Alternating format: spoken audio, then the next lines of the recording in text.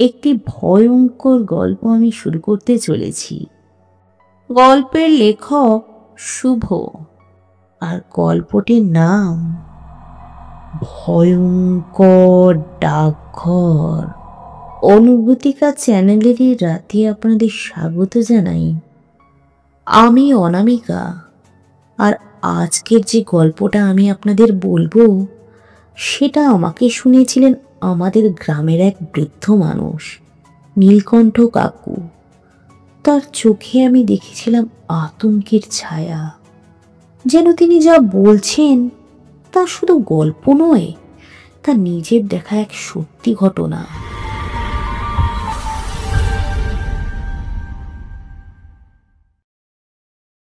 ঘটনাটা বহু বছর আগের, সময়টা 1982 সালের দিকে। পশ্চিমবঙ্গের এক প্রান্তিক গ্রাম কল্যাণপুর।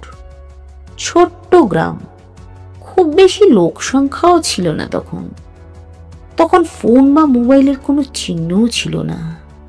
চিঠি ছিল একমাত্র ভরসা যোগাযোগের, আর সেই চিঠি ঠিকানায় পৌঁছানোর কেন্দ্রবিন্দু ছিল সেই পুরনো কাঠের ডাকঘরটি। অন্ধকার একটি পাকা রাস্তা, দুপাশে জঙ্গল, আর সেই রাস্তা ধরে হাঁটলে পৌঁছানো যেত ডাকঘরটায়। একটা তাল গাছের নিচে দাঁড়িয়ে থাকা কাঠের দোতলা চালা ঘর, রোদে জলে পুরনো হয়ে গেছে, চালের টিনে মরিচা ধরা। দিনের বেলা কেউ যেত ঠিকই, কিন্তু সন্ধে পড়ার পর অধিক মারাতো না কেউ। ডাকঘরের পোস্টমাস্টার ছিলেন রঘুনাথ চ্যাটার্জি। নিঃসঙ্গ মানুষ, স্ত্রী মারা গেছেন বহু বছর আগে, কোনো সন্তান ছিল না। একলা থাকতেন পাশের একটি ছোট বাড়িতে।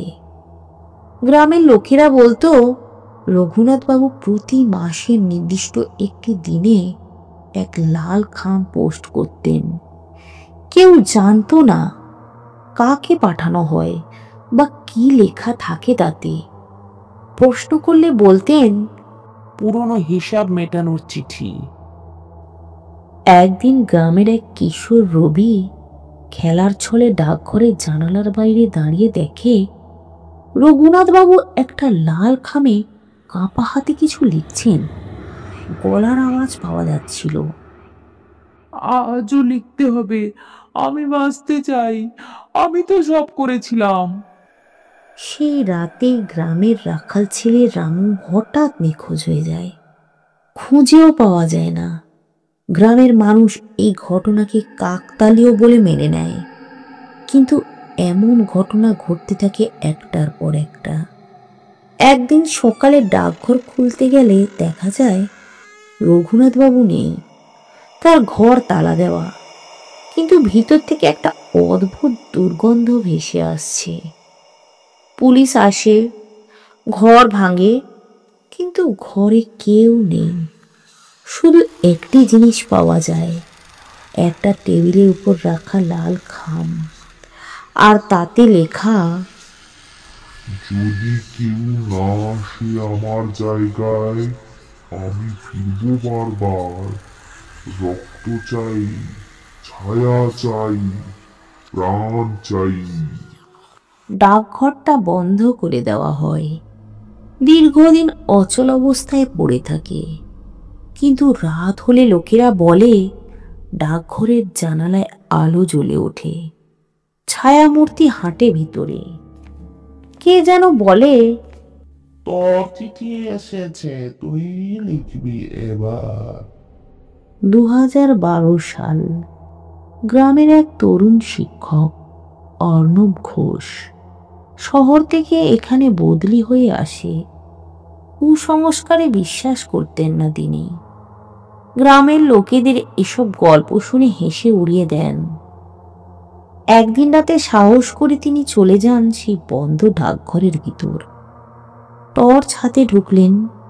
মেঝেতে ছড়ানো পুরনো চিঠি, ধুলো জমা ফাইল, একটা ভাঙা আলমারি।